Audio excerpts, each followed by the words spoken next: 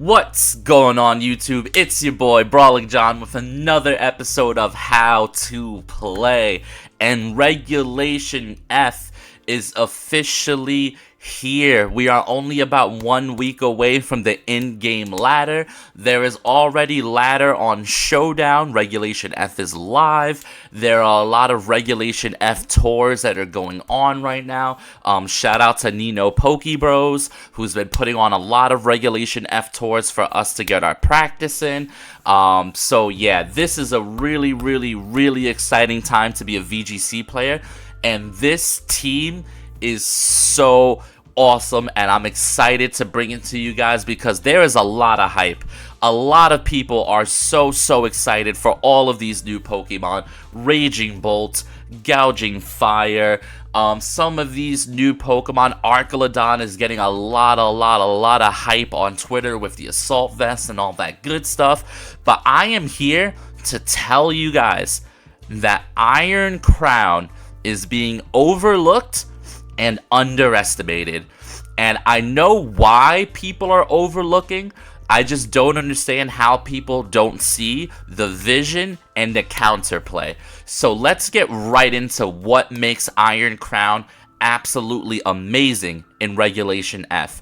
First and foremost, Iron Crown is a 98 base speed Pokemon. That means it is 1 speed faster than Urshifu, which is important because we can one-shot Urshifu both forms, given that Iron Crown is a very strong special attacker. Now let's get into its moveset, its signature move, all that good stuff. Its signature move is Tachyon Cutter, which is a multi-hit steal move with base 100 power. Now, since it's a special attack, what this allows Iron Crown to do is one-shot Chien-Pao through Focus Sash. That is so strong. Now, Iron Crown is Steel Psychic, which means that Sacred Sword is neutral into Iron Crown, Icicle Crash resisted, and the coverage of being a part Steel type allows the offensive pressure of being a Psychic type to really shine through. And I think that Iron Crown's typing is really underrated, right? We're outspeeding Urshifu, we're one-shotting Chien-Pao, and let's get into the real reason why this mon is broken: Expanding Force. This thing gets access to Expanding Force. It is so fast. It is so powerful. It has such good natural bulk that with minimal investment, you can live a lot of attacks, right? So the vision is clear. It's pretty simple. You lead Indeedee plus Iron Crown. You set up the Psychic Surge. This is going to be protecting you from Sucker Punches, from Thunderclaps, from all the priority in the meta right now, and you click Expanding Force. Now, here's the elephant in the room. This is the reason why people are afraid to invest stocks into Iron Crown, because Incineroar is back, right? Everybody's thinking Incineroar walls this thing. Well, I wouldn't say it walls it, because we do have Life Orb, we do have Focus Blast, and if you look at that Indeedee, we do have Helping Hand. Now, Incineroar can't fake out. Incineroar is not faster than Iron Crown, so you could go for a big Helping Hand Focus Blast into Incineroar, which sounds like copium, but it's actually quite strong. And on top of that, what happens if we just ignore the Incineroar? What happens if they lead Incin plus something else versus Indeedee Iron Crown? Well, I just click follow me, no? Incineroar does not have spread moves, guys.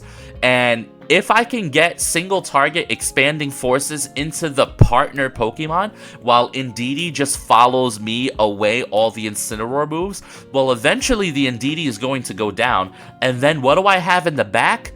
Oh, I have Urshifu. Yeah, Incineroar ain't running from an Urshifu. And if Incineroar terras to get away from Urshifu, then we have Iron Crown. That's why this team is so exciting, and I'm so happy to show you guys this team, because I focused on Iron Crown and Indeedee being an incredibly powerful duo together. But then we have Tornadus with Rain Dance in the back. We have Urshifu. That means they can't protect. We know how that goes. What if they have Trick Room? Then we have our own Incineroar. Knockoff, Snarl, Flare Blitz, Fake Out with the Assault Vest. What about Fluttermane? What about the fact that Fluttermane, Urshifu, and Incineroar can perfectly support this Iron Crown, right? We have speed control. We have dark control. We have terrain control. We have so many things that you need built around Expanding Force that your opponent can't just simply lead for it. Because even in open team sheet, if your opponent wants to respect the Indeedee Iron Crown lead, they're probably going to lead Incineroar. But what if I just lead Tornadus Urshifu? Okay, then you commit your Terra to Incin. Now my Indeedee Iron Crown in the back can win the rest of the game. And that's what makes this team so powerful and so fun. So I'm really excited about this team. I think this team is going to be amazing on ladder for Regulation F. I'm hoping that you guys are as excited about it as I am. If you guys want the Poke Paste, all I need is 10 comments in this video description. I need 10 unique comments. If it's the same person commenting 10 times, that does not count. If it's my account responding to somebody, that does not count. I need 10 unique comments, and then I will give you guys the Poke Paste. So please drop a like, drop a sub. I am a small YouTuber. Every sub means the absolute world to me.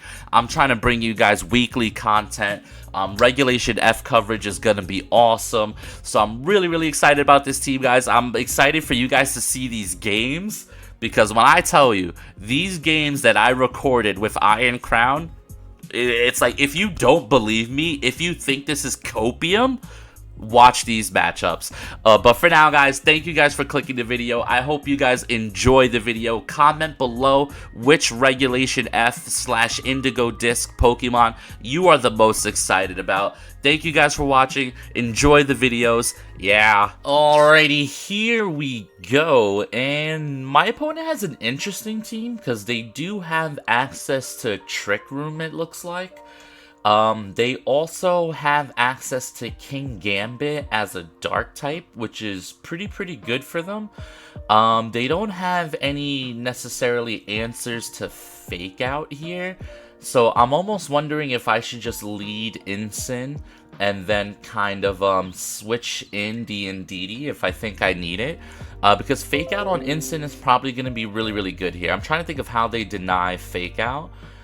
It doesn't necessarily... Well, the problem with Incin is I can activate Defiant on King Gambit.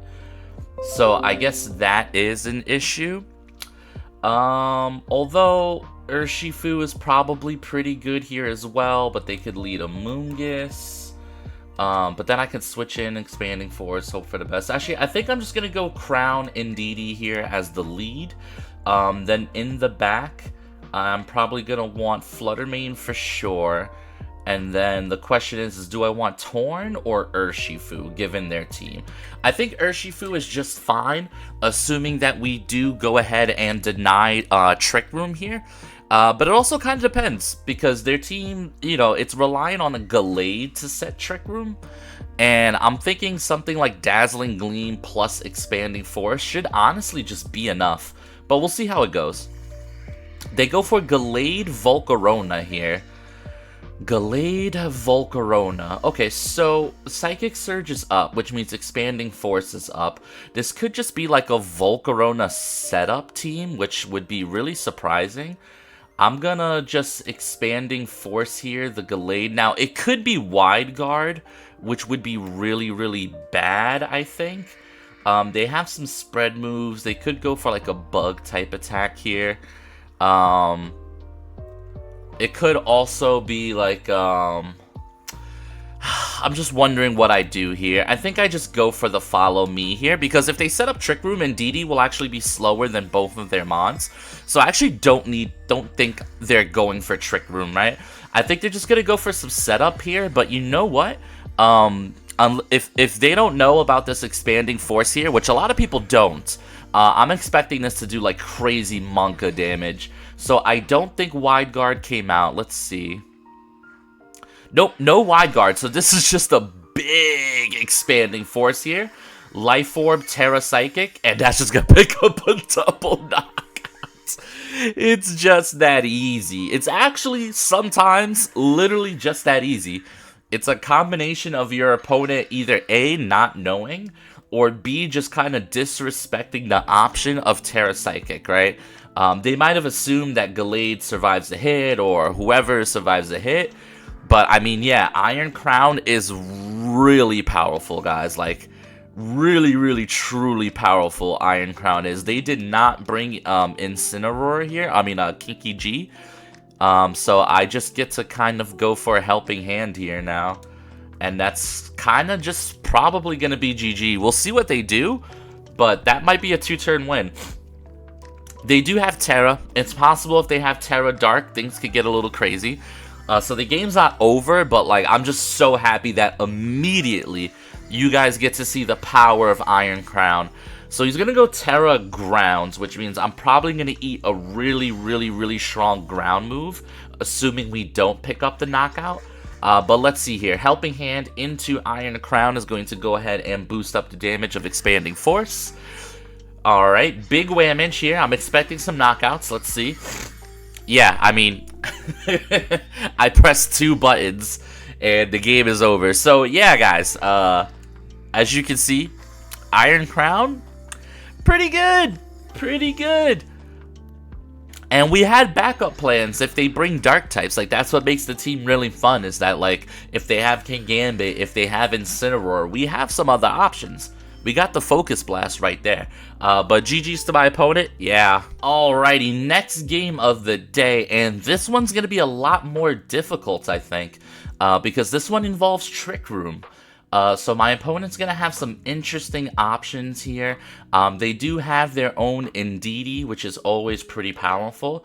So it does necessarily stop Fake Out here. They have Iron Hands, also pretty powerful. I think I kind of want to lead Iron Crown plus Urshifu here. That way I can pressure the Trick Room setters. I mean, they could go Indeedee plus Hat, right? And that's going to give them some really, really, really strong Trick Room setting there. But I can have Incineroar in the back. And the question is do I want Indeedee in the back as well? Like, how do I want to play this? Because they might lead in a way where I need to set up Psychic Terrain.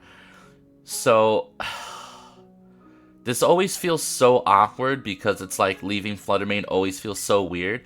But it feels like Incineroar is the play here, right? It does feel that way. A Sun-boosted Flare Blitz is probably going to be really, really good. Surging Strikes versus Ursaluna, even in Sun, should do like 50% damage. So this is an interesting matchup, right? Because we both have Psychic Terrain. So in theory, they have a better matchup into me than I have into them. I just gotta kind of hope my lead either A, catches them off guard, or, you know, we'll see how it goes. So they bring out Indeedee Torkoal. This is arguably really, really good for me. Because I can go for these expanding forces, and I can also just Terra Water my Urshifu here. The only problem is they do set up Sun, which is pretty bad, I would say. But I think I kind of have to do this anyway. I mean, or do I just Terra Psychic here? I mean, I think I just go for Expanding Force into the Indeedee. I could close combat the Indeedee, actually. That might not be terrible. Okay, so Terra Psychic, Expanding Force into the Indeedee, and then I go for close combat into the Indeedee slot. That could be okay. I'm thinking that will be stronger than Surging Strikes here. It also helps me play around Rocky Helmet a little bit better. I'm just wondering if my opponent's going to protect or if they're going to give me Torkoal here. Because if they don't protect the Torkoal, then this is really good.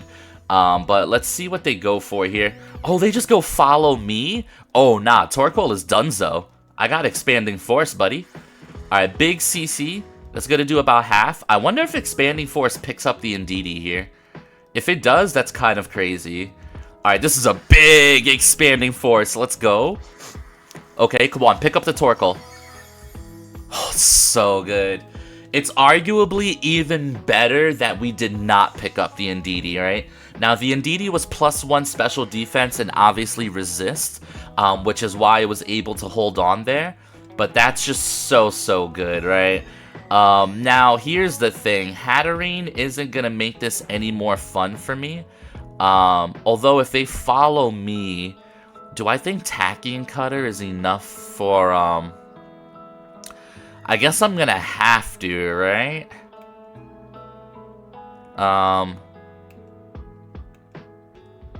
Yeah, I'm just gonna go for a Tachyon Cutter into the Hatterene slot here. I don't think that's enough to knock out a Hatterene. And then I'll go for Close Combat into the Hatterene slot as well.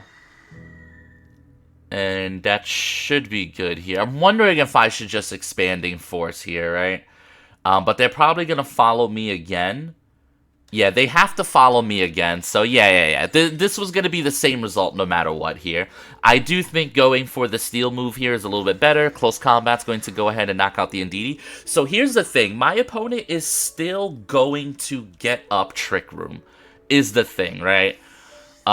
So there's not too much I can do about it here. Tachyon Cutter is going to... Oh, wait, that knocks out Hat. Yo! Oh my god, Iron Crown. Whoa, this thing is so good into Trick Room. Like, I will admit that my opponent is definitely made a misplay on turn 1 by not protecting the Torkoal. But outside of that, this is just all Iron Crown going crazy right now. And I guess they argued that they couldn't protect in front of Urshifu. So now that I think about it, I do think we just put my opponent into a really tough position here. So yeah, actually, I don't think there's much that they could have done here. Urshifu plus Iron Crown is just applying so much pressure. Wow, I can't believe that picked up. I mean, it is a base 100 Steel move with Steel Stab, with Life Form. So I guess I'm just underestimating how much damage that really does. Hydrapple is super bulky. So Close Combat only picking up about 40%, but Expanding Force should pick up the rest. Let's see how that goes. Yeah, free. And wow, I mean, guys, I keep saying it. I said it in the preview. I'm saying it during the games. Iron Crown is legitimately strong. Look at all the damage that this Pokemon is doing. I mean, the Steel typing, it's just...